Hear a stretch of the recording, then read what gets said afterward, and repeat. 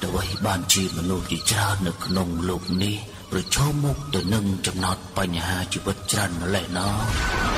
เฮ้ยตาทั่วอย่างน้าทำไมเอาชีวิตเนี่ยมีนผิดโจกใจมีนสกเดย์สอกเต้นเนาะตาหน้าแน่ทั่วอย่างน้าทำไมเอาชีวิตมีนผิดเรื่องหมองในเฮรันบันเท่านะเฮ้ยตาแหนกรอแหนมาชมนางแหนมีนกินมีนพนักกำเนิดคอขนาดอย่างไรมาได้เนาะดับเบิลรอกดำนองสไลด์เต็งนี้สมตามนาสดับการวิธีชีวิตชีนึงเลยได้เพื่อการวิเพียษาหนึ่งไส้ประตูหนึ่งริ่งรถไงเศร้าหนึ่งทั้งไงตึกจะปีมองดอกปีดอกเมามุ้ยทั้งไงตรองหนึ่งสถานีวิจุทะเลริทนีพนุ่มปิงหนึ่งสถานีวิจุกล้องเสียมเรียบ FM 102.5 เมกะเฮิรตซ์การวิธีนี้นักล้อมในโลกอัมไซโบราความตรอการผลิตโดยสถาบันเฮรังวัตถุอันตรจิตออยโกเกรดินวิจิตรสถานอภิวัตวิสัยมิโครเฮรังวัตถุกัมพูชีหนึ่งองค์การการนาฟันอันตรจิตจะริงรอไข่ลูกเนี่ยนึงมีโอกาสชนะในรางวัลพิเศษปีการวิธีส้มกำลิกตามนักสดับการวิธีชีวิตนึงเลยว่าเอาชีวิตกันตายโปรซาลา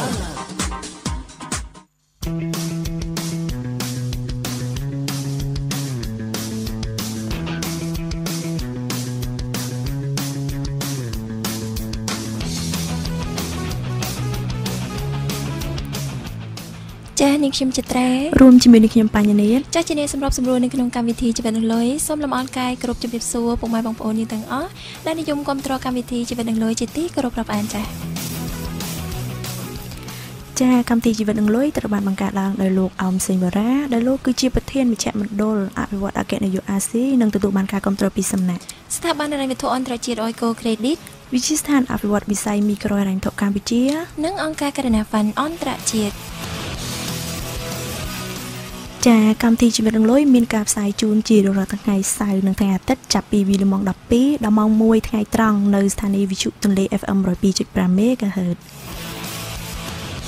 จะให้สำหรับปริมาณระบายเยอะไอโทรศัพท์จะรวมในขนมกรรมวิธีได้มันจำไว้ออกประปิโทรศัพท์ได้นึกเตจากคือตามระยะเลขโทรศัพท์ระบายยังคือมีใบประปอนจากประปอนตีมุ้ยคือมีเลขส่วนดอกประปีประมวลรายการสับประมวลมาร้อยมาเพย์ประมวล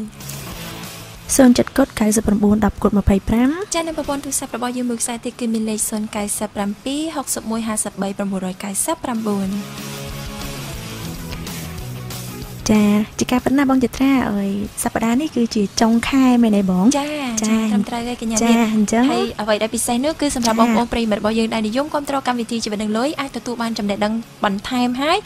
แต่งไอเมียนออกการโทรศัพท์จูรุมขนมการวิธีประกวดยอรางวัลทงเป็นการวิธีบางอย่างเตี้ยให้ไงมื้อไงนึงคือเมียนวิคมันดับพิเศษเดี๋ยวก่อนเมียนกาเอ้ยวินิชัยแต่เลยจำลายได้ปริมาณทอเจ้าเตี้ยจ้าปัจจัยสกัดนะสำหรับการวิธีคือมันแมนลมเต้ให้อัดเมียนเต้นะกันยันนิดอัดเมียนเอาบองโอนไอเผิกใส่ไอตุสับจะรู้ไม่อัดบานเต้จ้ะคือถ้าวิคมันกติยุระบายยังไงนี่คือสกัดแมนเต้นมวยทำมวยปีกับปีจ้ะมาในทางเปอร์เซ็นต์จิตชลายบันละอ้อชลายบันเตอร์ชลาดมีนเพียบยังไว้คือประกอบจิตตัวบันวันทงปีกับวิธีระบายยังจะให้จิตพิเศษยังนิคชิมจิตเจตาปริมาณบองโอนระบายยังต่างออกคณินึงคือปัจจัยมีนจงงออะไรท่าแต่ไงนี่วิคมันพิเศษรูปนาเตอร์ได้จีแกให้ท่าประกอบกิจยุทธการวิธีระบายยังนะจำไว้โจมาใจดำแรงหนึ่งบัดปิดเศร้าละอ้อให้ถ้วยจีกันหนักกรรมการเตี้ยจักขยันนิดไอประกาศติดบานเตะกันยังจ้าเอ้ยที่ไงนี่คือยังจูบจมูกวิคมันพิเศษแต่กอดคือจีสตรีมือรูปใช่มีนเพียบโจกใจในขนมชีวิตเหมือนกันจิกาปัดจ้าจิกาปัดจ้าก็ปัจจิจังดังจ้าก็จีประเทศกรมโฮนฮะก็จีประเทศสมาคมเตี้ยประเทศสมาคมเตี้ยให้จีสตรีเตี้ยจ้าสตรีเตี้ยอ๋อปัจเจียมันธรรมดาเห็นจังสมอนุญาตกันยันนิดประกาศปีชั่วโมงระบอบวิคมันกิตยุระบอบยังจ้าคือวิคมันพิเศษคือลูกไส้เซ้งกัตตะเนรีได้ลูกไส้คือจีประเทศกรมโฮนเซนโตซาซิลให้นางจีประเทศสมาคมสหกรณ์สตรีกัมพูชีโอ้ปัจเจพิเศษครั้งหน้าสำหรับไงนิ่งจังนี่ช่วงปัจเจบันเตรียมในจำงอจิตรานนำไปสัตว์สัวตะกันเด็กครูเนี่ยสมัยนี้อยากให้เด็กครูเจ้าไปโปรเทวิกมันก็จะอยู่ระบายยืนไงนี่คือปเป็นจะได้จำเน็ตดังให้ปเป็นจะได้บัตรปิดซาวให้แทนเด็กจุกใจเดียดจะให้ไว้เด็กกูไอ้ก้าวจะใส่ครั้งเหมือนแต่นั่นคือจิตสตรีขมายมือรูปได้มีเพียบไว้ชนะมันนะจะได้ชนะก็เอาปริมาณตั้งรองจำยูให้จิตพิเศษนั่นก็มันจังเอาวิกมันก็จะอยู่ระบายยืนตั้งรองจำยูได้จะสมัยนี้จุ่มเรียบสู้เด็กครูตั้งออกคณีจ้ะจุ่มเรียบสู้เด็กครู ចាជំរាបសួរចាពីកម្មវិធីសូមអនុញ្ញាតឲ្យអ្នកគ្រូបង្ហាញអំពីប្រវត្តិជីវប្រវត្តិខ្លះៗទៅកាន់ប្រិយមិត្តដែលស្ដាប់របស់យើងពីព្រោះថាជួនកាលគាត់អាចគិតថាពិធីការនេះចេះតែនិយាយតែហ្មងដូច្នេះចង់បានស្ដាប់ពីសូរសៀងពិតរបស់វាគ្មិនកិត្តិយសក៏ដូចជាចង់ឮផ្ទាល់មាត់ពីវាគ្មិនកិត្តិយសរបស់យើងថាតើលោកស្រីឆ្លងកាត់បទពិសោធន៍អ្វីខ្លះចាហើយជាពិសេសនោះចង់ដឹងពីគេហៅប្រវត្តិការងារចាសូមអនុញ្ញាតអ្នកគ្រូចានាងខ្ញុំសេងតកនារីចាមានទីកម្លាំងកំណើតនៅទីក្រុងភ្នំពេញចានាងខ្ញុំមានបងប្អូនស្រីប្រុសចំនួន6នាក់ចាដល់បច្ចុប្បន្ននាងខ្ញុំមានតែលោកម្ដាយដែលលោកឪពុកលោកបានទទួលនិច្ចកម្មចាជំនួសពលពតចានាងខ្ញុំធ្លាប់មានបទពិសោធន៍ធ្វើការជាមួយក្រុមហ៊ុនជប៉ុនដ៏ធំមួយដែលជាក្រុមហ៊ុនជប៉ុនធំទាំង9នៅប្រទេសជប៉ុនអស់រយៈពេលបាន7ឆ្នាំអូមិនធម្មតាទេចាបន្តមកទៀតនាងខ្ញុំក៏បានចូលបម្រើការនៅក្នុងអង្គការក្រៅរដ្ឋាភិបាលក្នុងស្រុកមួយដែលធ្វើទៅលើ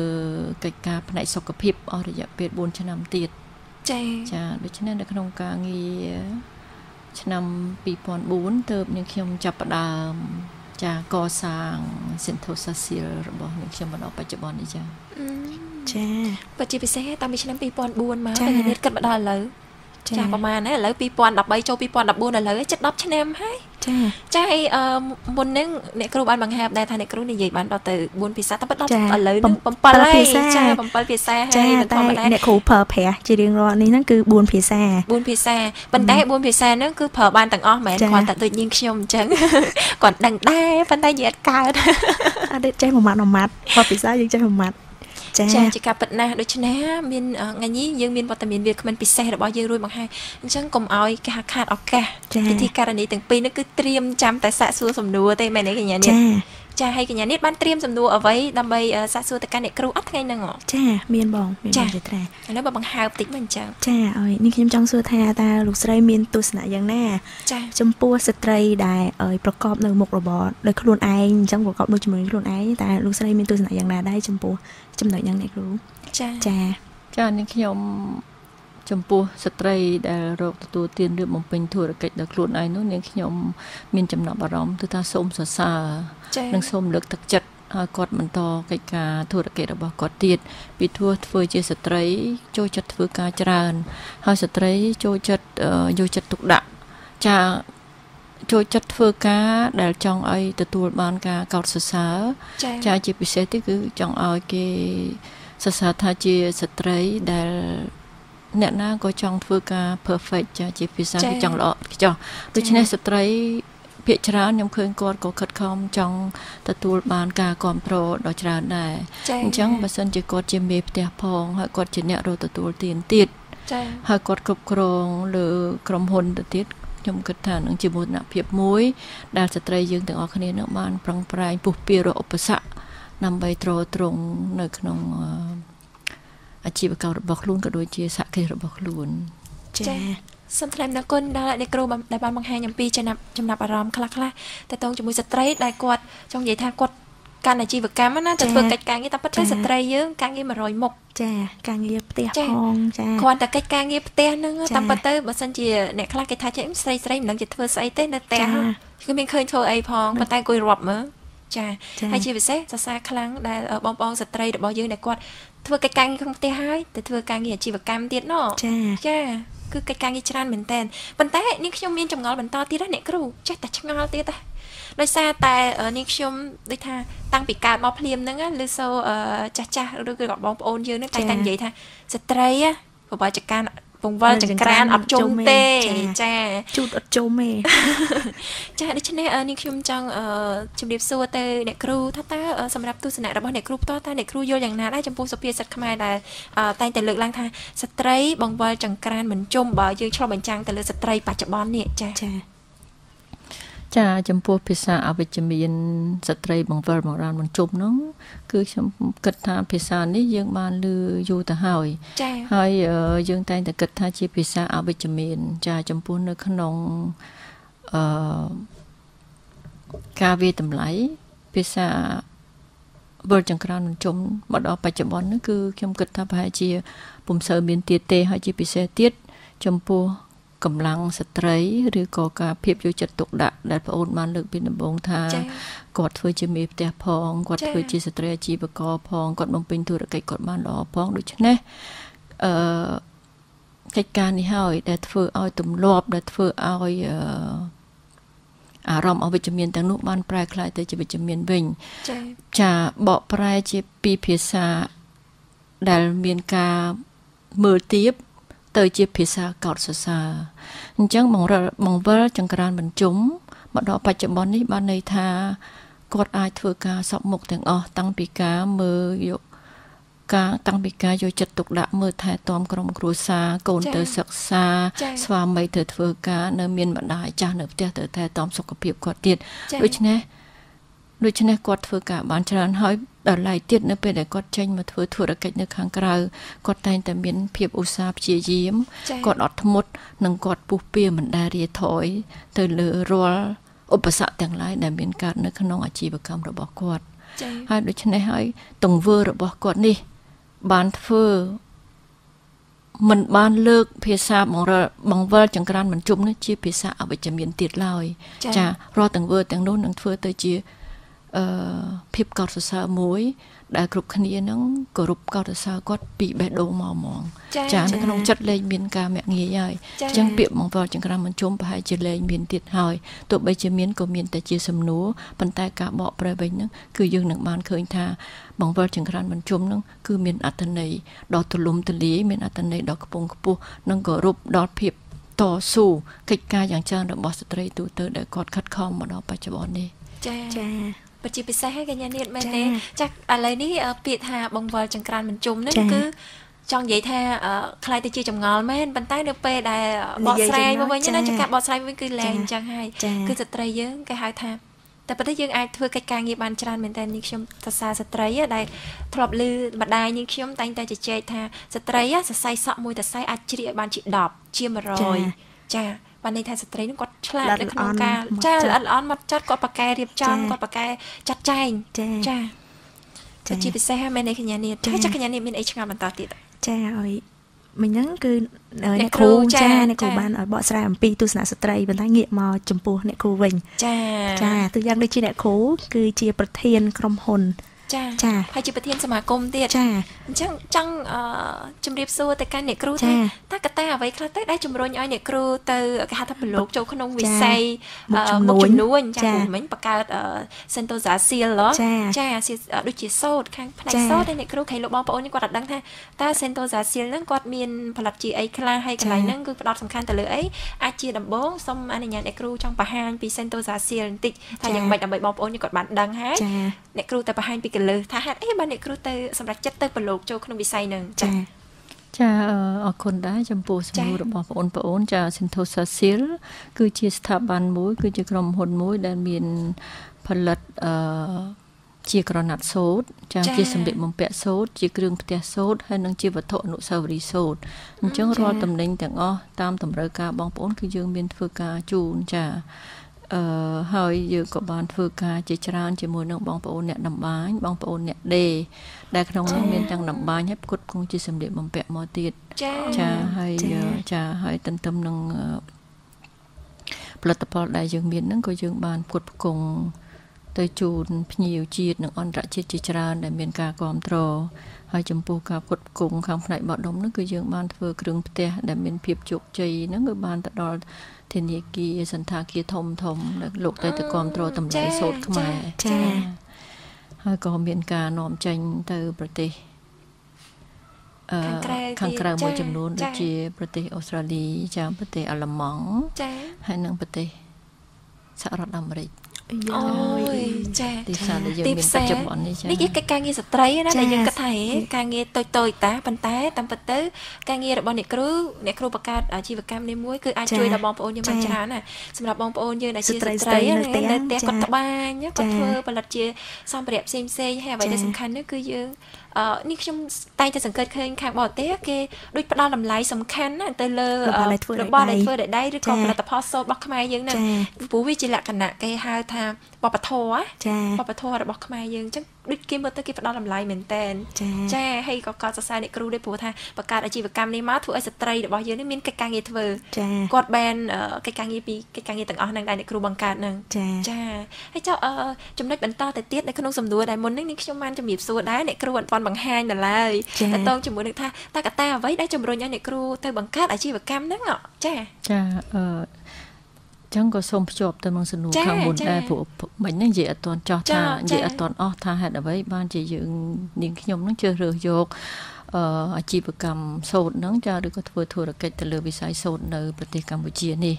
ចាបើនិយាយតែសូត្រមួយម៉ាត់ពីដើមយើងហៅតែហូលនឹងផាមួងទេយើងអត់មានភាសាអីដែលស្គាល់ពីនឹងពពាក្យថាហូលនឹងផាមួងគឺជាកណាត់សម្ពុតយកមកស្លៀក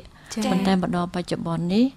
ចាសូត្រមិនមែនគ្រាន់តែយកមកស្លៀកទេអាចយកមកធ្វើផលិតផលជាច្រើនដែលខ្ញុំបានជម្រាបជូនខាងដើមនេះបន្តិចចាហើយសូត្រទៀតក៏ដូចជាសូត្រទៀតបើយើងនិយាយមែនតែនទៅបងអូនក៏បានលើកថាយើងបានបង្កើតការងារជូនស្ត្រីជាច្រើនហើយក្នុងនោះមានតួលេខរហូតដល់ 20,000 គ្រួសារទូទាំងប្រទេសចាទី1ចាទី2ទៀតសៃសូត្រឬក៏ដែលបានដាំនិងស្រាវនៅស្រុកនៅក្នុងប្រទេសកម្ពុជានេះគឺយើងគេហៅថាកសិសិប្បកម្មមានសក្តិសិប្បកម្មហើយមានសិល្បកម្មទៀតពីព្រោះការលើកគោមលើកហូលចាស់គ្រាន់តែត្បាញគ្រាន់ជាសៃសូត្រវាជាប្រភេទកសិសិប្បកម្មមួយដាំហើយត្បាញប៉ុន្តែដើម្បីធ្វើឲ្យស្អាតនិងលើកតម្កើងជាតិទៀតគឺត្រូវតែមានសិល្បៈភាពច្នៃច្នៃលើកគោមជ្រលក់ពណ៌ដាក់នេះដាក់នោះដូច្នេះខ្ញុំគិតថាកត្តាទាំងនេះហើយដែលធ្វើឲ្យនាងខ្ញុំចាប់ផ្ដើមស្រឡាញ់ហើយឈានជើងចូលមកនៅក្នុងវិស័យជំនួញទៅលើសរសៃសូត្រនេះតាមការពិតដូចជាខ្ញុំបានជម្រាបបងអូនពីដើមថានាងខ្ញុំបានធ្វើការជាមួយនឹងក្រុមហ៊ុនជប៉ុនរយៈពេល7ឆ្នាំនាងខ្ញុំបានធ្វើការជាមួយអង្គការក្រៅរដ្ឋាភិបាលក្នុងស្រុកចំនួន4ឆ្នាំហើយក្នុងរយៈពេល11ឆ្នាំនេះគឺនាងខ្ញុំបានធ្វើដំណើរទៅប្រទេសជិតខាងម្ដុំយើងជ័យប្រទេសអភិវឌ្ឍហ្នឹងអញ្ចឹងបានធ្វើឲ្យនាងខ្ញុំមើលឃើញចានៅបានមើលឃើញនៅធម្មតានៅពេលដែលយើងធ្វើដំណើរឆ្លងប្រទេសយើងបានឆ្លងកាត់ពលានយន្តហោះដែលនៅប្រទេសជិតខាងយើងពលានយន្តហោះមានលក់របស់ល្អៗណាស់អញ្ចឹងនាងខ្ញុំតែគិតថាចំគេលក់ទំនិញបានល្អ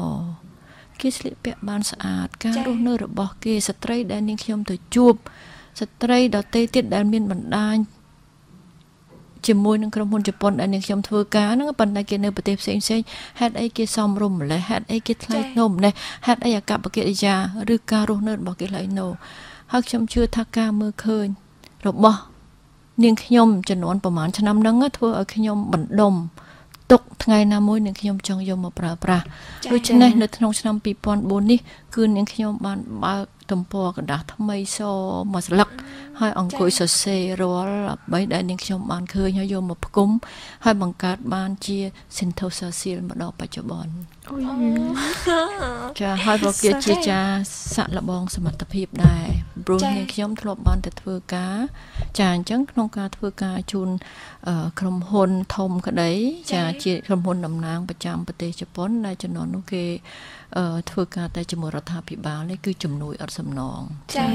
ដូច្នេះយើងចេះតែធ្វើការទេយើងអត់ចេះដឹងថាតើការគ្រប់គ្រងអាជីវកម្មវាមានទំហំលក្ខណៈប៉ុណ្ណាវាមានត្រូវការទទួលខុសត្រូវប៉ុណ្ណាអញ្ចឹងពិបាកប៉ុណ្ណាចាអញ្ចឹងវាដូចជាការសាក់លបងសមត្ថភាពមួយរបស់នាងខ្ញុំដែរចាប៉ុន្តែឃើញថាការសាក់លបងនេះដូចជាជោគជ័យចាជាពិសេសតាំងពីអ្នកគ្រូចូលមកខ្ញុំចេះអង្គុយមើលមុខនេះរហូតពីព្រោះចង់និយាយថាតាំងពីចុងជើងទៅដល់លើមើលទៅស្អាតសមរម្យហើយសុភាពទៀតសុភាពថ្លៃថ្នូរចាអត់ទេអនាគតទៅបានប្រហែល10%អ្នកគ្រូក៏បានដែរកុំថាឡើងដល់100សុំតែ10បានហើយបានចាអរគុណអ្នកគ្រូអើយសាធុយកទាំងអស់យកចាជូនចា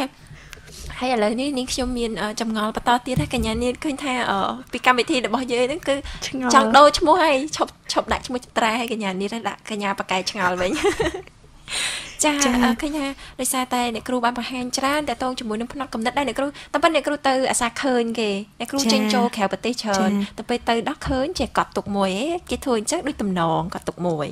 ហើយចុះបើខ្មែរយើងហេតុអីយើងមានរបស់ល្អដែរតែក៏យើងមិនចេះច្នៃយើងចង់ច្នៃហើយយើងច្នៃហើយយើងជាការលើកកម្ពស់ដល់កិច្ចការស្ត្រីរបស់យើងទៀតចាហើយជាពិសេសទៅមើលសន្តាគារធំៗគឺមានន័យលក្ខណៈកណាត់ហូលអីជួកាត់សោតអីគេយកមកតាំងនៅលើក្រែនៅក្នុងបន្ទប់សន្តាគារដាក់លើតុលើអីស្អាតមើលទៅចាតិចភ្នែកត្មងចាជាបន្តទៅទៀតនេះខ្ញុំចង់អនុញ្ញាតសាកសួរសំណួរទៅអ្នកគ្រូបន្តទៀតថាតើដើម្បីខ្លាយទៅជាអ្នកជំនួញមួយរូបនេះតើទាមទារត្រូវមានលក្ខណៈសម្បត្តិអ្វីខ្លះព្រោះមុនហ្នឹងអ្នកគ្រូថាតាមពិតទៅការបង្កើត Sentosa Seal ហ្នឹងគឺជាការសាកល្បងសមត្ថភាពរបស់អ្នកគ្រូអញ្ចឹងដល់ពេលហ្នឹងអ្នកគ្រូបានឆ្លងកាត់បទពិសោធន៍រួចហើយខ្លាយជារៀមច្បងម្ដងអញ្ចឹងក្នុងលក្ខណៈមួយជារៀមច្បងអញ្ចឹងចង់ឲ្យអ្នកគ្រូចែករំលែកតិចថាមុននឹងទៅចាប់ផ្ដើមអាជីវកម្មក៏ដូចជាក្នុងនាមដើម្បីខ្លាយទៅជាគេហៅថាសហគ្រិនឬក៏អ្នកប្រកបអាជីវកម្មនេះត្រូវមានលក្ខណៈសម្បត្តិអ្វីខ្លះទៅអ្នកគ្រូចាតាមពិតសំណួរនេះពិសេសហើយល្អទៀតដើម្បីជាការរំលឹកដល់បងប្អូនយើងចាតែនៅក្នុងហ្នឹងគេបងចង់ជំរាបជូនដែរថាក្នុងការបង្កើតSentosa Seal មិនមែនគ្រាន់តែជាសាកល្បងសមត្ថភាពទេតាមពិតអ្វីដែលនាងខ្ញុំតែងតែបានជម្រាបម្ដងពីរដងបើអ្នកណាគាត់ធ្លាប់បានស្ដាប់ខ្ញុំគឺខ្ញុំប្រើជាមួយនឹងកែវភ្នែកមកគូរបស់ខ្ញុំមើលចាដែលបងអូនថាគាត់ត្រាទុកនោះគឺបានកត់នេះគឺកត់ជាមួយនឹងកែវភ្នែកហ្នឹងហ្មងកត់នៅក្នុងបេះដូងកត់នៅក្នុងខ្លួនណាតាលាក់ទុកនៅកន្លែងណាដឹងប៉ុន្តែដឹងថាហ្នឹងនឹងមានប្រយោជន៍នៅថ្ងៃណាមួយតែខ្ញុំចេះតែទុកខ្ញុំចេះគិតថាខ្ញុំមានអីនៅក្នុងនឹងច្រើនតែខ្ញុំយកទៅប្រើប្រាស់កន្លែងណាដោយសារខ្ញុំមានអញ្ចឹងមកខ្ញុំចាប់ផ្ដើមយករបស់ទាំងអស់ហ្នឹងចេញមកសាក់របស់សមត្ថភាពថាការដែលខ្ញុំឃើញការដែលខ្ញុំស្រឡាញ់ការដែលខ្ញុំកត់សរសើរនោះតើខ្ញុំធ្វើអ្វីបានចាអញ្ចឹងក៏ឆ្លើយមកជួនមកទៀតថាដើម្បីខ្លាយជាអ្នកជំនួញមួយបានតើទាមទារលក្ខណៈសម្បត្តិអ្វីខ្លះចាអញ្ចឹងវាតកតងនឹងការបរិយាយរបស់ប្អូនស្រីមិញដែលនិយាយថានៅពេលដែលឃើញនាងខ្ញុំដើរចូលមកប្អូនស្រីបានសម្លឹងមើលតាំងពីក្បាលកត់សម្គាល់តាំងពីដល់ចុងជើងលក្ខណៈសុភាពរៀបសារហើយនោះហើយគឺជាលក្ខណៈសម្បត្តិនោះហើយគឺជាលក្ខណៈសម្បត្តិដែលបងអូនថាត្រូវទៀមទាធ្វើអាជីវកម្មសំខាន់បំផុតនេះហើយគឺលក្ខណៈសម្បត្តិរបស់ស្ត្រីចរិតស្លូតបូតអកប្បកិរិយាទន់ភ្លន់សុភាពរៀបសារនិងភាពថ្លៃថ្នូរអនាម័យនោះហើយដែលបង្កើតដំបូងបំផុតក្នុងការធ្វើអាជីវកម្មចាក្រៅពីនោះទៀតគឺយើងត្រូវមានចំណេះដឹងមួយចំនួនដូចខាងក្រោមចាចំណេះដឹងដែលយើងត្រូវការនោះទី1តើយើងត្រូវមានការស្រាវជ្រាវបែបណាបើយើងចង់ធ្វើអ្វីមួយតើយើងបានដឹងថាប្រវត្តិរឿងរ៉ាវពីក្រោយនោះយើងទៀមទាត្រូវមានលក្ខណៈត្រៀមអ្វីខ្លះចាទី2ទៀតត្រូវចេះធ្វើផែនការយុទ្ធសាស្ត្រផែនការយុទ្ធសាស្ត្រតើផែនការយុទ្ធសាស្ត្ររយៈពេល1ឆ្នាំ3ឆ្នាំ5ឆ្នាំតើយើងរួចរាល់ក្នុងការធ្វើនៅចាបន្ទាប់មកទៀតនៅមានផែនការថវិកាផែនការបេថវិកាតើយើងចង់បើកអាជីវកម្មហ្នឹងចាຂະຫນາດណាទំហំណាចាតូចបំផុតដែលហៅថា micro នោះត្រូវទាមទារឲ្យមានថវិកាប៉ុន្មានចា small ដែលមានពាក្យថាតូចនោះត្រូវការថវិកាប៉ុន្មាន medium ដែលត្រូវការទំហំកណ្ដាលត្រូវការថវិកាប៉ុន្មានអញ្ចឹងយើងត្រូវតែរួចរាល់ដឹងអាហ្នឹងទៀតទំនាក់ទំនងសាធារណៈទំនាក់ទំនងចាបើសិនជាយើងចង់ចេះធ្វើយុទ្ធសាស្ត្រចេះស្រាវជ្រាវចេះធ្វើផែនការបើយើងអត់ចេះទៅទំនាក់ទំនងមិនដឹងទៅចោះឈ្មោះទៅបើកហាងទៅស្គាល់អំពីបែបបទនៃក្នុងការបើកអាជីវកម្មធ្វើយ៉ាងណានោះក៏ទាមទារត្រូវឲ្យយើងមានជំនាញមួយខាងទំនាក់ទំនងសាធារណៈចាបន្ទាប់មកទៀតយើងត្រូវដឹងថាតើយើងគ្រប់គ្រងបុគ្គលិកបែបណារើសលក្ខណៈសម្បត្តិបុគ្គលិកបែបណាដើម្បីមកជួយនៅក្នុងអាជីវកម្មដែលយើងចង់បង្កើតនេះចាបន្ទាប់មកទៀតយើងត្រូវត្រៀមជាមួយនឹងនិរន្តរភាពរបស់ក្រុមហ៊ុនចាអ្នកណាក៏អាចមានលុយចាអ្នកណាក៏អាចមានថវិកាបើកអ្នកណាក៏អាចមានលក្ខណៈប៉ុណ្ណឹងអ្នកណាក៏បើកបានដែរក្រុមហ៊ុនគ្រាន់តែបើកអត់លំបាកទេតែថែទាំនោះគឺលំបាកអញ្ចឹងយើងត្រូវមានជំនាញមួយទៀតក្នុងការថែទាំហើយមិនមែនតែថែទាំស្មើរហូតដល់ថែទាំហើយត្រូវមានពង្រីកត្រូវមានលំដាប់ត្រូវមានរីកចម្រើនទៅទៀតចាដូច្នេះនេះគឺជាលក្ខណៈសម្បត្តិដែលស្ត្រីអាជីវករឬក៏ស្ត្រីនៅក្នុងធុរកិច្ចរបស់លោក មុននឹងលោកចង់បង្កើតអាជីវកម្មលោកត្រូវមានមិនមានទាំងអស់ក៏បានដែរមានខ្លះក្នុងហ្នឹងតែជ្រើសរើសណាដែលសំខាន់សម្រាប់គាត់ហើយគាត់អញ្ជើញបានចាមិញនេះអ្នកគ្រូបានបង្ហាញកលឹះហើយខ្ញុំរាប់ត្រួសទៅឡើងចូលដល់9 ចំណុចចាឃើញហើយបងប្អូនរបស់យើងនេះមិនដឹងថាគាត់តន់ឬក៏អត់ទេព្រោះនេះគឺជាកលឹះសំខាន់ដែលគេហៅថាជាលក្ខណៈសម្បត្តិរបស់អ្នកជំនួញចាដូច្នេះធ្វើជំនួញមួយមិនមែនជារឿងងាយទេកញ្ញាចាណាមួយគ្រប់គ្រងទៅលើវាទៀតរត់តែពិបាកអ្នកគ្រូបានមានប្រសាសន៍ពីដំបូងអញ្ចឹងតែពិតបង្កើតចំនួនអ្នកណាក៏បង្កើតបានដែរប៉ុន្តែអ្វីដែលពិសេសគឺការធ្វើឲ្យវារស់រានឬក៏ការធ្វើឲ្យវារីកចម្រើនតែយើងអាចមានសមត្ថភាពធ្វើឲ្យវាមានស្ថិរភាពឬក៏រស់រានឬក៏រីកចម្រើនបានកម្រិតណាចាហើយដោយសារតែមុននឹងយើងសម្រាប់កម្មវិធីចង់ឲ្យអ្នកគ្រូបង្ហាញបន្តិចបើសិនជាបងប្អូនយើងក៏ដូចជាសម្រាប់តាមកន្លែងនានាឬក៏អ្នកណាដែលគាត់ចង់ដឹងបន្ថែមពីខាង Sentosa Seal អញ្ចឹងតើគាត់អាចទៅមើលនៅត្រង់ណាបានឬក៏បើសិនជាបងប្អូនយើងអ្នកណាដែលគាត់ហាងតាមពិតប្រភេទហាងឥឡូវមានច្រើនប៉ុន្តែគេលោថាគាត់ចង់រចនាហាងគាត់ឲ្យមើលទៅមានភាពតាក់ទាញមានភាពច្នៃប្រឌិតអីអញ្ចឹងគាត់ត្រូវការគេហៅថាសូត្រខាងអ្នកគ្រូអីតែគាត់ត្រូវតំណតំណងតាមណាបានតែអ្នកគ្រូចាតំណតំណងមានបងបើចង់ទៅខាងទីតាំងតែម្ដងគឺសូមអញ្ជើញទៅអគារកាច់ជ្រុងមួយដែលនៅទន្ទឹមជាមួយនឹងវាលមេននៅលើដងផ្លូវសុធារស់ផ្ទះលេខ33កាច់ជ្រុងផ្លូវ178ចាហើយលេខតំណតំណងដែលអាចទូរស័ព្ទទៅរកបានចាគឺ023ចា22 29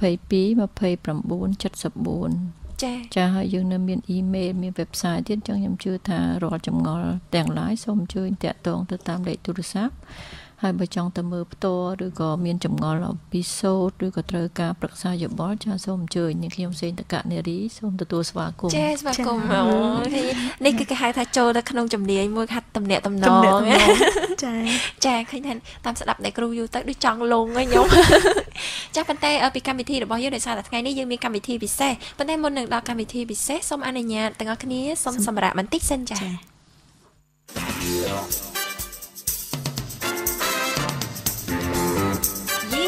លុយរបស់គេមែនស្ដាប់បានចំណេះហើយថែមទាំងបានរង្វាន់ទៀតសូមទូរស័ព្ទមកលេខ017 999 126 070 99 10 25 097 61 53 999នៅក្នុងកម្មវិធីជីវិតនិងលុយ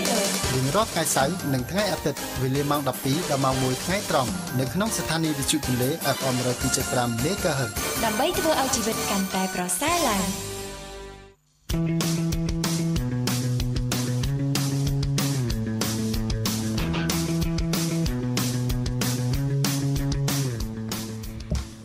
សូមស្វាគមន៍មកកាន់កម្មវិធីជីវិតនឹងលុយវគ្គទី2ចាហើយប្រិមត្តរបស់យើងនេះគឺគាត់អាចទូរស័ព្ទចូលរួមនៅក្នុងកម្មវិធីបានដើម្បីឆ្លើយសំណួរយករង្វាន់ពិសេសពីកម្មវិធីតែនេះខ្ញុំសូមអនុញ្ញាតប្រកាសលេខទូរស័ព្ទ3ប្រព័ន្ធហ្នឹងសិនតែអត់ទាន់ទទួលឥឡូវនេះទេព្រោះនៅមានសំណួរក៏ដូចជាចម្ងល់មួយចំនួនទៀតចង់សាកសួរអ្នកគ្រូដោយសារតែមិនងាយមានឱកាសទេប៉ុន្តែនេះខ្ញុំសូមអនុញ្ញាតប្រកាសលេខទូរស័ព្ទ3ប្រព័ន្ធរបស់យើងសិនដើម្បីឲ្យប្រិមត្តរបស់យើងនឹងគាត់អាចកត់ត្រៀមទូរស័ព្ទចូលរួមចាប្រព័ន្ធទី1គឺមានលេខ017 999 126 07គុត99 10គុត25និងប្រព័ន្ធរបស់យើងមួយខ្សែទៀតគឺមានលេខ097 61 53 999ចាហើយមុននឹងដោយសារតែថ្ងៃនេះប្រធានបទយើងទៅចែកច្រើនរឿងស្ត្រី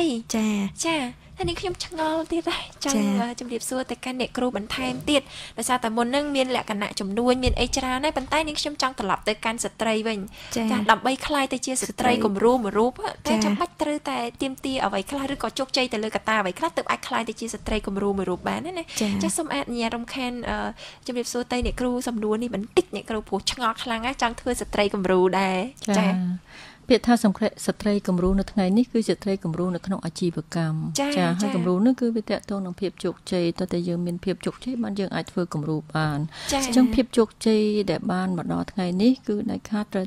ភាពជោគជ័យនិងលក្ខណៈជាគំរូនោះគឺថាយើងត្រូវចេះទី1សំខាន់បំផុត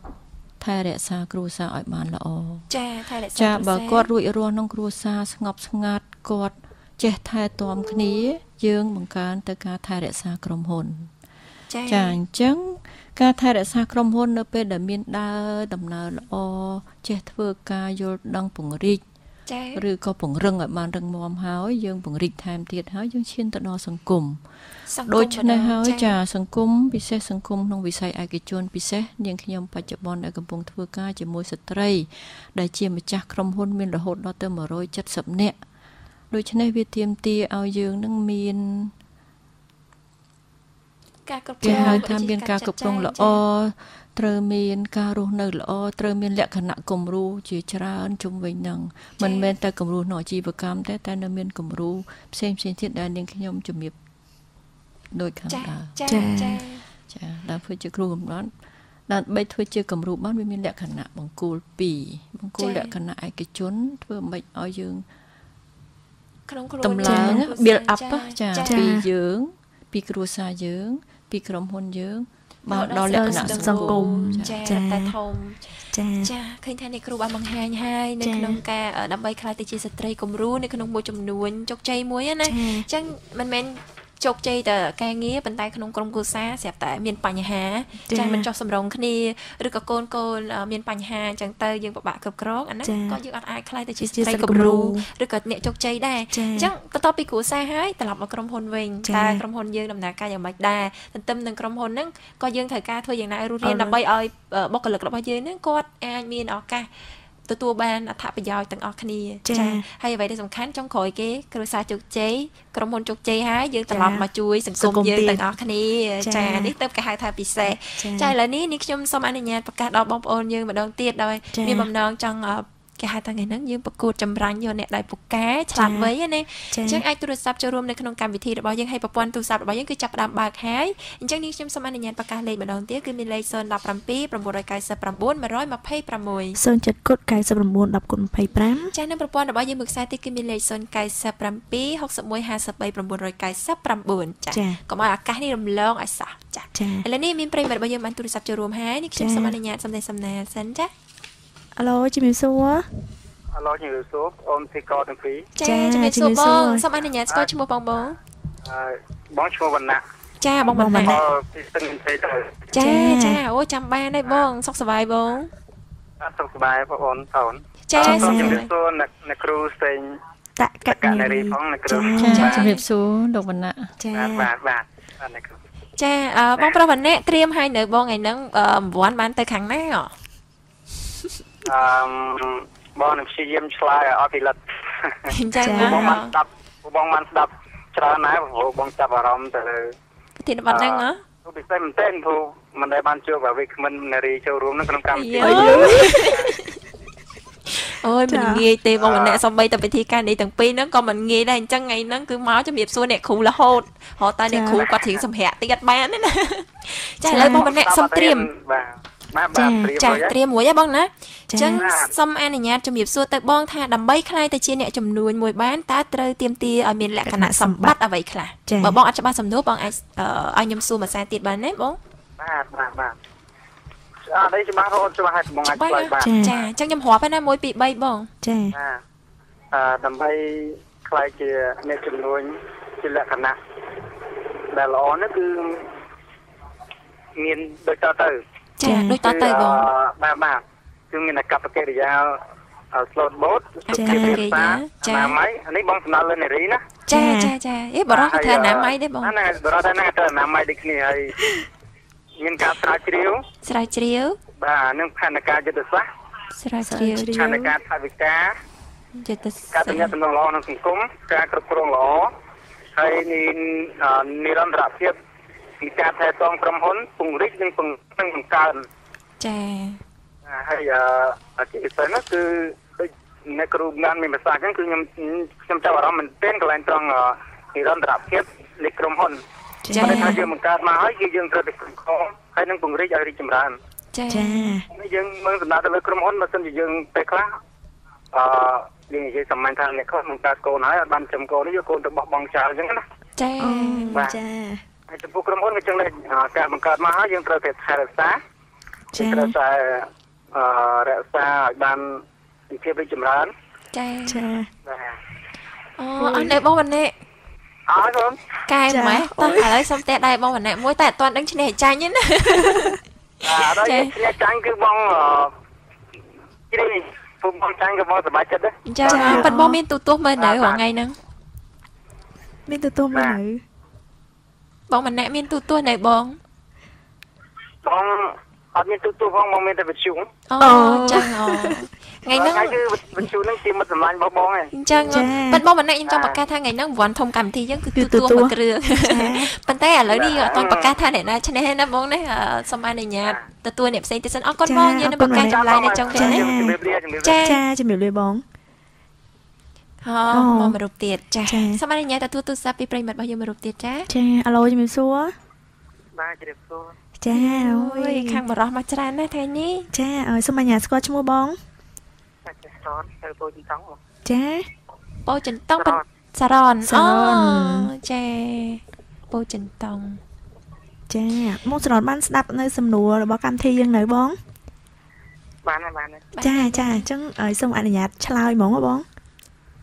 ចាដើម្បីឆ្លើយទៅជាចំនួនមួយរូបតែមានលក្ខណៈសម្បត្តិពេញខំចាមួយភាពភាសាចាគឺមានចំណេះដឹងចាការស្រាវជ្រាវមួយទៀតដឹងពីប្រវត្តិរឿងរ៉ាវគេធ្វើផែនការយុទ្ធសាស្ត្រមានរយៈពេលប្រមាណរយៈផែនការធម្មការចាមានរយៈស្ដងសាធារណៈការគ្រប់គ្រងបុគ្គលិកតើទៅគ្រប់គ្រងបុគ្គលិកប្រភេទណាចាហើយមាននិរន្តរភាពរបស់ក្រុមហ៊ុនចាចេះថែទាំក្រុមហ៊ុនពង្រឹងនិងពង្រីកអាជីវកម្មរបស់ខ្លួនឯងចាគូជ្រើសរើសបុគ្គលិកប្រភេទណាហើយលក្ខណៈសំខាន់មួយទៀតគឺយើងត្រូវតែធ្វើយ៉ាងណាដើម្បីឲ្យអាជីវកម្មជោគជ័យគឺយើងត្រូវតែជួយឬក៏ពន្យល់ណែនាំយ៉ាងណាឲ្យអ្នកធ្វើការក្រវ៉ាត់ហ្នឹងចាឲ្យល្អហើយគ្រប់ពេលវេលាមិនទីម៉ោងមិនខ្លាចជាបុគ្គលិកលើកឆ្នាំហើយចាសំខាន់ទៅទៀតគឺត្រូវតែមានបទពិសោធន៍ចូលខ្លួនឲ្យបានច្រើនតិចអាហ្នឹងក៏ជាសំខាន់ល្អដែរចាហ្នឹងហើយអរគុណច្រើនបងសរណណាអស់ហើយមែនទេចាអរគុណបងយើងនឹងប្រកាសចម្លើយនៅចុងកម្មវិធីចាហើយនឹងអ្នកឈ្នះដែរចាហើយមិនដឹងថាមានប្រិមិត្តរបស់យើងទៀតទេចាឥឡូវនេះសង្ឃឹមថាជាស្ត្រីមួយរូបណាចាសូមស្វាគមន៍ប្រិមិត្តរបស់យើងអាឡូជំរាបសួរចាប្រុសទៀតបរោះទៀតហើយថ្ងៃនេះចាជំរាបសួរបងចាអញ្ញាស្គាល់ឈ្មោះបងហៅឡូចាទទួលបានទេបងប្រុសហៅឡូបងចាស្ដាប់អត់បានទេបងអូពេអើយចាឥឡូវនេះដាច់ទៅហើយសូមទទួលមួយរូបទៀតមកអញ្ចឹងអាឡូជំរាបសួរអាឡូជំរាបសួរបងស្រីអូយជំរាបសួរបានស្ត្រីមួយហើយតែប៉ុណ្្នេះក៏ក្តៅសូមអនុញ្ញាតស្គាល់ឈ្មោះចាខ្ញុំឈ្មោះវ៉ានីចាខុសពីខាងណាដែរបងខុសពីខ្មៅទៅបងចាបងវ៉ានីតែខ្មៅសុខសប្បាយបងចាសុខសប្បាយមាននឹកខ្ញុំខ្លះអត់ពីកទាំងពីរចាសុខដូចគ្នាបងចាបងវ៉ានីបានស្ដាប់សំណួរពីដើមកម្មវិធីមកទេបងបានស្ដាប់ហើយបងអញ្ចឹងឥឡូវសូមអនុញ្ញាតបងវ៉ានីឆ្លើយតែម្ដងចាដើម្បីបង្កើតអាជីវកម្មមួយឲ្យមានលក្ខណៈល្អបងវ៉ានីសំណួររបស់យើងគឺដើម្បីខ្លាយទៅជាអ្នកប្រកបអាជីវកម្មមួយតើត្រូវមានលក្ខណៈសម្បត្តិអ្វីខ្លះចាមានលក្ខណៈដូចជាចរិតឆ្លូតបូតសុភាពរាបសារចាអនាម័យល្អចាមានចំណេះដឹងចាត្រូវចេះធ្វើផែនការចាចេះស្រាវជ្រាវចាផែនការចេះទំនាក់ទំនងការងារល្អចានិរន្តរភាពរបស់ក្រុមហ៊ុនចេះស្វែងយល់ពីអាជីវកម្មការគ្រប់គ្រងល្អចាការស្រាវជ្រាវការពង្រឹងនិងបង្កើតអាជីវកម្មចាចេះគ្រប់គ្រងល្អចាផែនការកម្រៃនិងថវិការបស់ក្រុមហ៊ុនចាអត់នៅបងផែនការត្រូវចេះធ្វើផែនការចាអត់នៅបងនេះអស់ហើយបងអស់ហើយអូយដល់យើងភ័យចាមិនថ្មីទេបងអញ្ចឹងពីកម្មវិធីយើងនឹងប្រកាសអ្នកឈ្នះរង្វាន់នៅគេហៅថាចុងកម្មវិធីចាសូមអរគុណច្រើនចាប បងចត្រាសុំមួយរូបទៀតគាត់សញ្ញោមកគាត់ថានៅមានមួយរូបទៀតអ្នកគ្រូសូមអញ្ញាតទទួលមួយរូបទៀតហ្មងអ្នកគ្រូណាចាសូមជម្រាបសួរប្រិមត្តរបស់យើងអាឡូសួរករណីទាំងពីរចាជម្រាបសួរគ្រូផងចាជម្រាបសួរចាសូមអនុញ្ញាតស្គាល់ឈ្មោះផងនាងខ្ញុំឈ្មោះសុគន្ធាខលពីម្ដុំផ្សារបៃចានទៅអូយ៉ាប្រិយមិត្តថ្មីជាយាមស្ដាប់ជារៀងរាល់អាទិត្យដែរប៉ុន្តែមិនដែលបានជាយាមខលទេអូយតែខ្ញុំជាយាមខលខលអត់ឈ្នះហ្មងខលឈ្នះចាខាងណាម្ដងទៀតបៃចានចាអ្នកគ្រូឈ្មោះសុគន្ធាចាសូមរំខានតិចណាមុននឹងមានបានចាំសំណួរទេឬក៏ត្រូវការពិធីការនេះទាំងពីរសួរសិតទៀតអើយខ្សែខ្លួនដូចជាជីវកម្មឲ្យសុំសួរម្ដងទៀត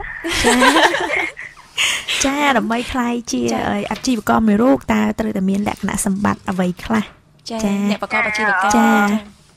ដើម្បីខ្លាយជាអាជីវកម្មមួយរូបទី1យើងទៅរកជំនាញណាដែលយើងស្រឡាញ់ហើយមុខរបរណាដែលយើងស្រឡាញ់ទី2យើងគួរតែសិក្សាអំពីអាជីពដែលយើងស្រឡាញ់ហ្នឹងតើវាមានទំនាក់ទំនងបែបណានៅទីផ្សារម្ដុំណាតើទំនាក់យើងអាចធ្វើទៅបានចា៎ហើយយើងដឹងហើយថាយើងស្រឡាញ់អីអញ្ចឹងយើងទៅសិក្សាពីជំនាញហ្នឹងឧទាហរណ៍ដូចថាជំនាញកាត់ដេរមួយដែលខ្នាតទូចចឹងយើងសិក្សាជំនាញហ្នឹងបានចេះដឹងហើយយើងអាចធ្វើខ្លួនឯងបានហើយយើងទៅថាទីពីតមកទៀតយើងដឹងថាយើងអាចមានសមត្ថភាពបើកតែអត់ចា៎ស្នាដៃចឹងល្អហើយនៅហើយសេដ្ឋកិច្ចទៅចំណូលទឹកប្រាក់របស់យើងអាចបើកជាខ្នាតតូចអីបានហើយអត់ចាមើលពីថវិកាណាចាបើយើងមានយើងអាចបើកដោយខ្លួនឯងបានតែបើយើងមិនមានទេយើង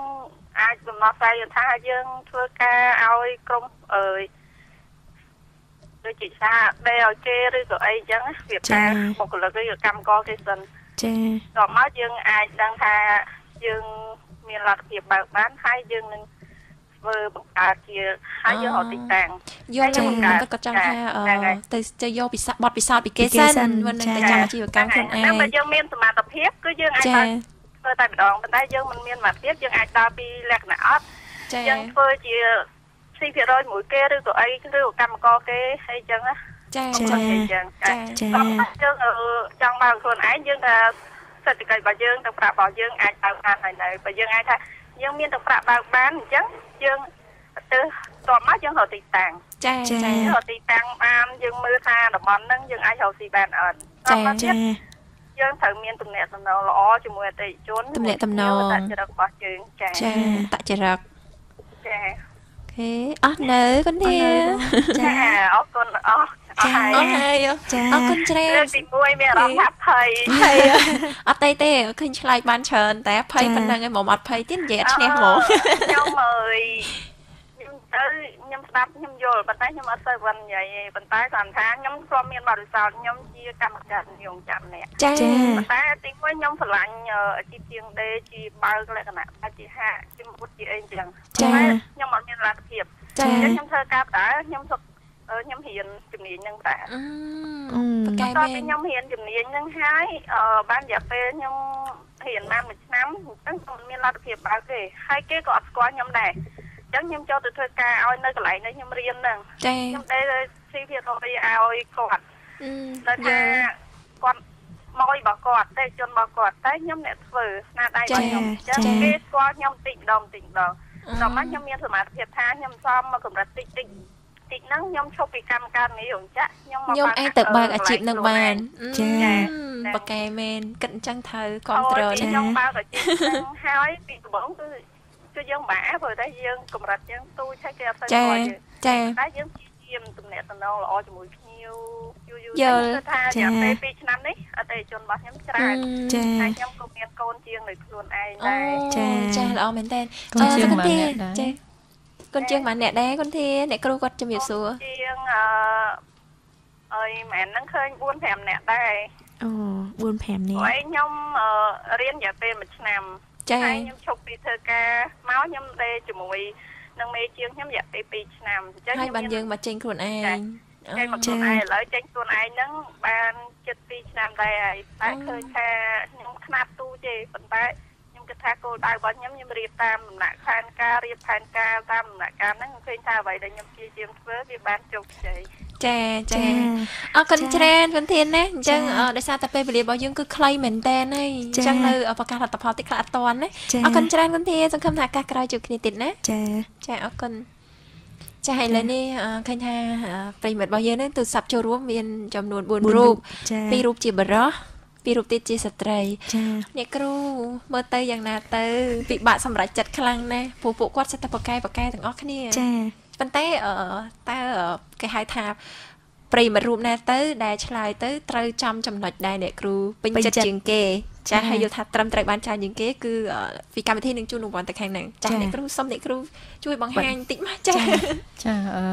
សូមអរគុណបងអូនដោយតែបងអូនបានលើកចឹងចាវាគ្មិនអ្នកដែលឆ្លើយចំនួន4អ្នកហ្នឹងបរិសុទ្ធទាំងពីរស្ត្រីទាំងពីរហ្នឹងសិតតែប្រកែទាំងអស់ចាបងអូនប្រុសដែលអញ្ជើញពីស្ទឹងមានជ័យនោះឆ្លើយសឹងបាន 100% ដូចជាកត់ត្រាដូចស្ដាប់អញ្ចឹងបងអូននៅពោធិ៍ចតុងនោះឈ្មោះសារ៉ននោះក៏ឆ្លើយបាន 100% គ្រប់ចំណុចទាំងអស់ហើយថែមទាំងបកស្រាយទៅទៀតថែមទាំងដូចថាមើលទៅឃើញជ្រៅបញ្យលគាត់យល់អំពីការធ្វើអាជីវកម្មគាត់យល់ពីការលើកទឹកចិត្តហើយគាត់ក៏រៀបចំខ្លួននឹងខ្លាយជាបុគ្គលិកឆ្នើមខ្ញុំដឹងថាគាត់ធ្វើអីណា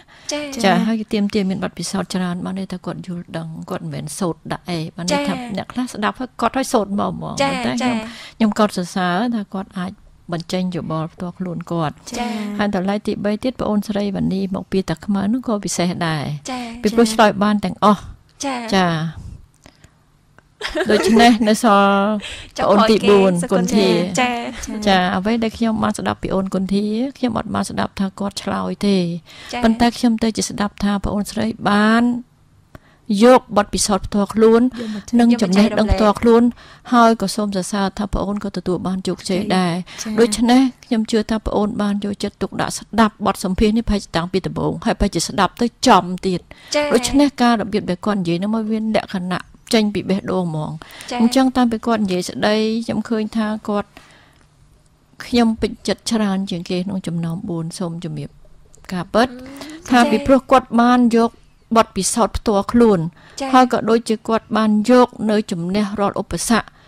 ខ្ញុំជឿថាគាត់ធ្លាប់ធ្វើជាកម្មករការនីនៅរោងចក្រហើយគាត់ស្រឡាញ់កាត់ដេរចាគាត់បានយកការស្រឡាញ់របស់គាត់នឹងមកធ្វើទៅជាអាជីវកម្មមកធ្វើជាចំនួនរបស់គាត់ហើយដែលសន្សំខ្ញុំក៏សរសើរមួយថាទី1គាត់ដឹងថាគាត់ស្រឡាញ់តែពាក្យថាស្រឡាញ់មុខមិនមែនដឹងថាយើងស្រឡាញ់បានភ្លាមទេតែយើងត្រូវបង្កលក្ខណៈទៅត្រៀមលក្ខណៈសម្បត្តិអីទៀតអញ្ចឹងគាត់ត្រៀមថាគាត់ត្រូវទៅធ្វើការគេសិនហើយនៅក្នុងពេលធ្វើការគាត់thayបិទពាក្យរយក៏ដោយតែគាត់នៅមានគាត់បាននិយាយថាគាត់បានបញ្ចេញស្នាដៃបានន័យថាគាត់គឺជាមនុស្សម្នាក់ដែលខ្ញុំចូលចិត្តមែនតើចាអញ្ចឹងគាត់បញ្ចេញស្នាដៃហើយឥឡូវហ្នឹងគាត់រហូតទៅដល់សន្សំប្រាក់បានបើខ្លួនឯងហើយមិនត្រឹមតែបើខ្លួនឯងមានទាំងកូនជាងទៅទៀតហើយរហូតដល់តែមានការគ្រប់គ្រងថែទាំមកដល់នេះខ្ញុំជឿថាគាត់សិតតែមានអ្វីដែលខ្ញុំបានលើកជំរាបជូនហើយវាស្តៀងនឹងការងាររបស់នាងខ្ញុំដែរនាងខ្ញុំហើយចាប់ពេលបន្ទាប់ពីការស្ដាប់ហ្នឹងគឺថាមានគេហៅចិត្តខ្លាំងមែនតើមានដូចថាមានចំណាប់អារម្មណ៍ហើយសូមកោតសរសើរហើយរហូតដល់ចង់សុំលេខទូរស័ព្ទទៀតរហូតដល់ចង់ទៅមើលទីតាំងគាត់ទៀតហើយចង់អញ្ជើញគាត់ចូលមកក្នុងសមាគមសហគ្រិនស្ត្រីដែលគាត់ថាគាត់តូចនោះគាត់នឹងទៅជាកណ្ដាលហើយគាត់នឹងទៅជាធំបាននេះអានេះបណ្ដោះគំនិតគាត់ណាអញ្ចឹងឆ្លើយតបទៅនឹងសំណួររបស់ប្អូនសុំទោសសំណួរដែលខាងចាកម្មវិធីរៀបចំចាអញ្ចឹងនាងខ្ញុំសូមសម្រាប់ជូនទៅប្អូនចាសូមអនុញ្ញាតផ្ដល់ជូនទៅប្អូនស្រីគុន្ធាមកពីបែកចានចាអូយអបអរសាទរទៅដល់សុគុន្ធាផងនៅខាងសាបែកចានណាហើយជាពិសេសនោះគឺអាចតាក់ទាញទឹកចិត្តគណៈកម្មការរបស់យើងបានតែតាមពិតទៅពីកម្មវិធីយើងចង់បានអ្នកដែលយកមកពិសោធន៍ផ្ទាល់ៗអញ្ចឹងចាឥឡូវនេះដោយសារតែកម្មវិធីរបស់យើងបានមកដល់ទីបញ្ចប់ហើយតាមពិតទៅយើងលួចម៉ោងបងអូប៉េរ៉ាទ័រហ្នឹងឡើង2-3នាទីហើយដូច្នេះបងសង្ឃឹមថាបងមិនខឹងទេបងណាចាឥឡូវនេះនេះខ្ញុំសូមថ្លែងអំណរគុណយ៉ាងជ្រាលជ្រៅទៅដល់អ្នកគ្រូដែលបានចំណាយពេលវេលាដ៏មានតម្លៃចូលរួមនៅក្នុងកម្មវិធីពិសេសណាកម្មវិធីថ្ងៃនេះចាជាពិសេសក៏បានលើកទឹកចិត្តស្ត្រីរបស់យើងឲ្យរកឃើញស្ត្រីដែលគាត់ខំប្រឹងប្រែងនៅក្នុងអាជីវកម្មរបស់យើងទីគឺគុណធានណាចាហើយបន្តទៅទៀតនេះ នាងខ្ញុំសូមអនុញ្ញាតប្រកាសបន្តិចសុគន្ធាគឺគាត់អាចទៅបានរង្វាន់ពីកម្មវិធីជីវិតនឹងលុយបានតាមរយៈលេខទូរស័ព្ទរបស់នាងខ្ញុំផ្ទាល់គឺមានលេខ081 71 11 85ចាស់នៅរៀងរាល់ថ្ងៃធ្វើការណាពីថ្ងៃច័ន្ទដល់ថ្ងៃសុក្រចាស់